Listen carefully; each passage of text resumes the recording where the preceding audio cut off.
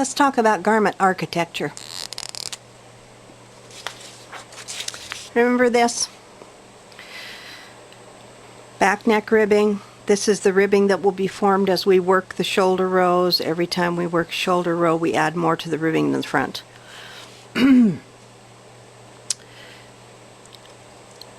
The way garments are made in the sewing industry, if you're going to do a V-neck always has a section that goes straight down from the shoulder or even backward a little bit from the shoulder. The neck sits like this. If you come straight down, you end up with a fold in the fabric right here. And it gives you a kind of a roll that isn't very attractive.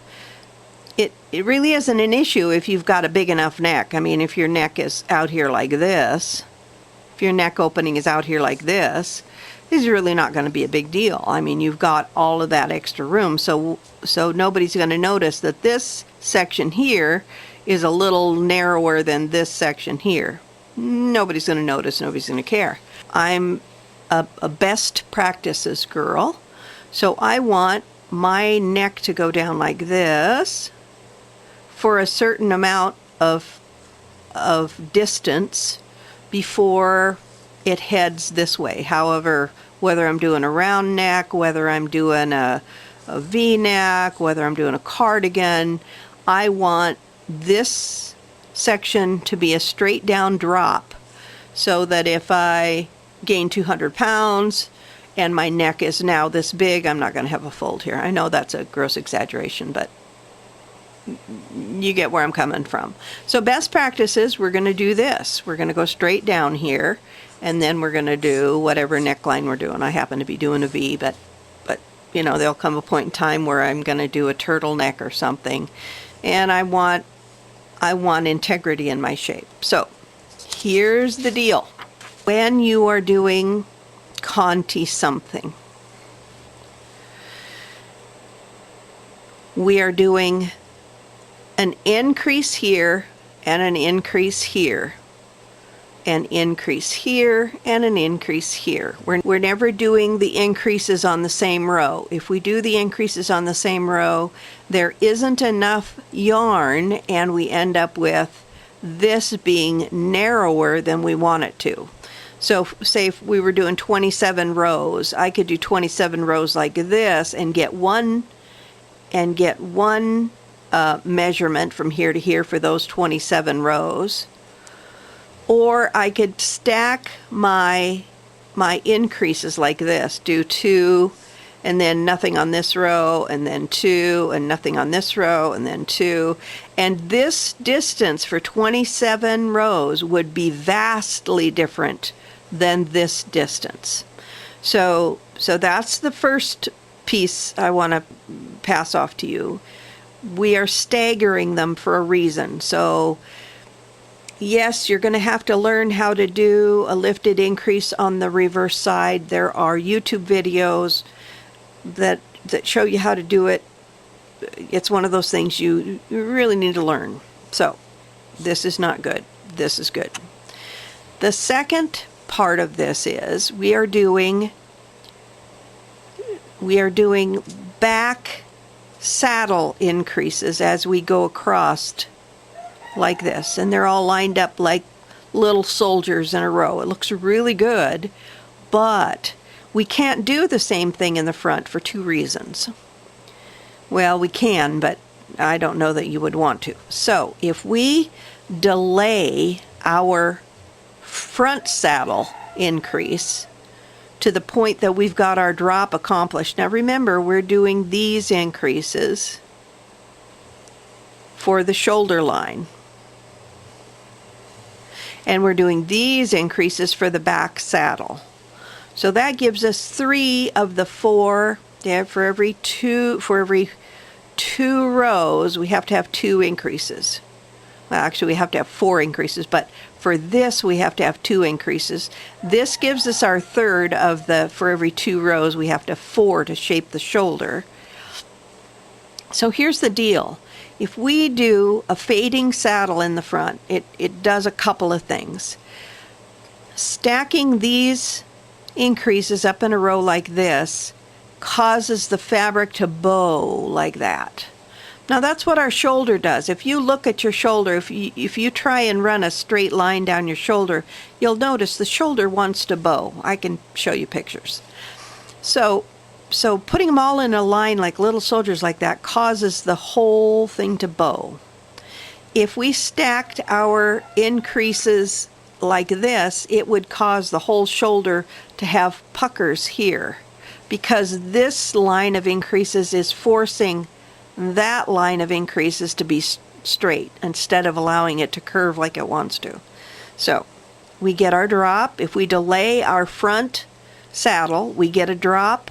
And if we stagger them so that they are moving toward the shoulder as we go, it causes these to disappear and not be as obvious, which really looks good. So we're getting a truckload of benefits all at one time.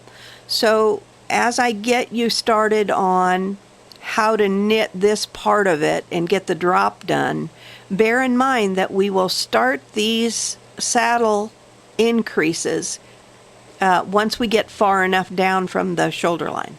So let's start with that. Here's our current state of play. We are working the front ribbing every row. I've got it done. We have already done our prep row. Our prep row was increase, knit, increase, knit, work to the first short row turn, and work the first short row turn. So that was our prep row when we came back and we did our increase at the neck. This was our first neck edge increase right here. And then I worked my ribbing. This is what is going to happen every row.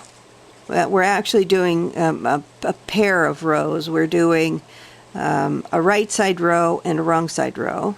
Or if you're left-handed, a wrong side row and a right side row. So this is the deal. Every single right side row, we're going to do exactly the same thing. We're going to knit to the shoulder marker, slip the shoulder marker, knit one stitch. Now this is our shoulder line increase. Remember the little staggered X's I put right next to the line? That's what this is right here. So we're going to slip the shoulder marker, knit one stitch, that's our offset for our shoulder, increase, and then we're going to knit to the next short row turn marker that we need to work. This one's already been worked. Now here's the deal. This is where we start the back saddle. This first row is where we start the back saddle, and our back saddle is going to be 5 stitches from this marker, from your shoulder marker. Every single right side row you're going to be knitting one stitch, do your increase, that equals 2 stitches, then you're going to knit 3 more, and then you're going to do your increase. For this first row, we are simply going to knit these 2. This is our short row turn. Remember we did a twin short row turn. We're going to knit these 2, and that gives us our first increase. This is a better option than just doing an increase on this stitch because it gives a really good starting bend to the neckline.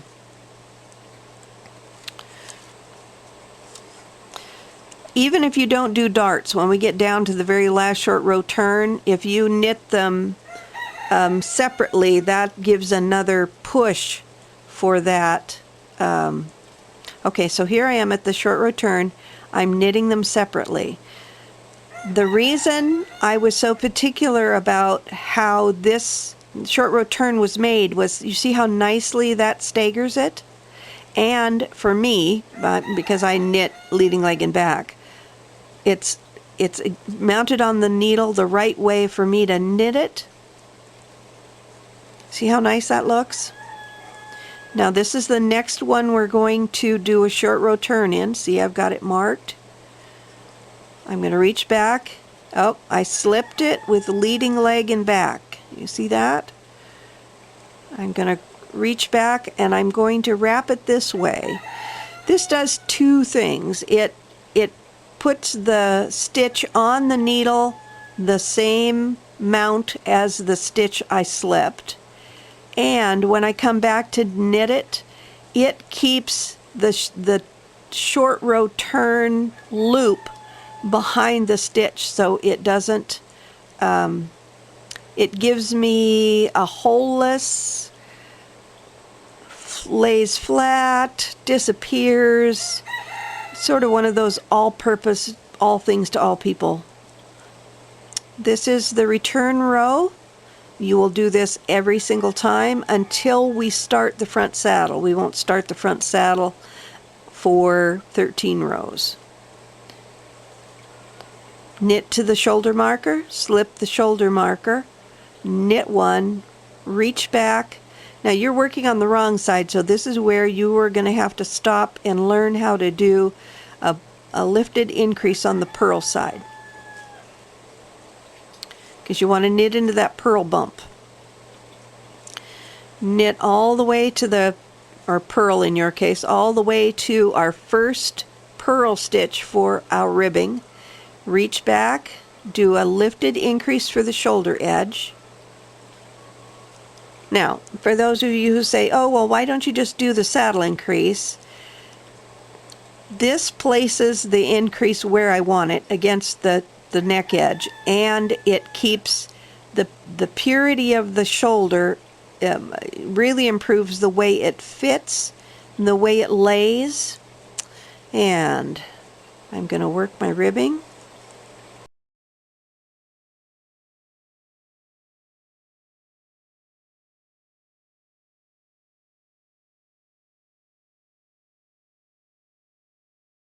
So here we are. We're back at the start of the neck edge row, or the sweater row, and it's always the same. It's knit to the marker and slip the marker.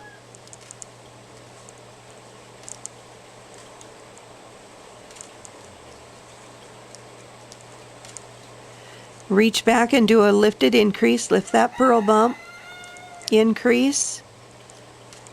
And now we do 5, that's 3, 4, 5, and we do, now if you put a marker right here, because this is one of those things that, because you have to count and you're already paying attention to so many other things, it's going to be smart to put a marker there.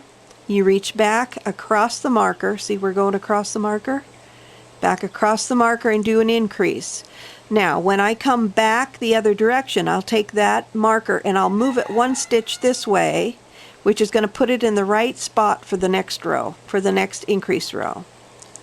We're going to be doing something very similar for the saddle. We'll be moving it 2 stitches toward the shoulder every time.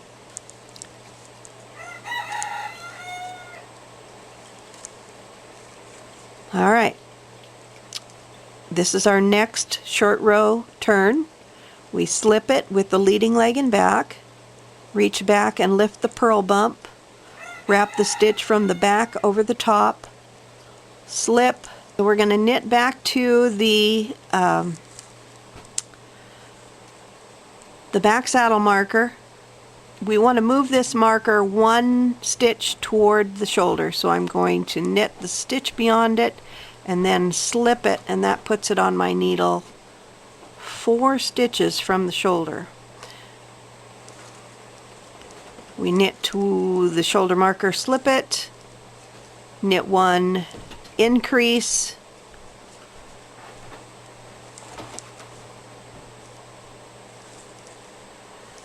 knit to our first purl stitch for our front facing ribbing, front neck edge ribbing.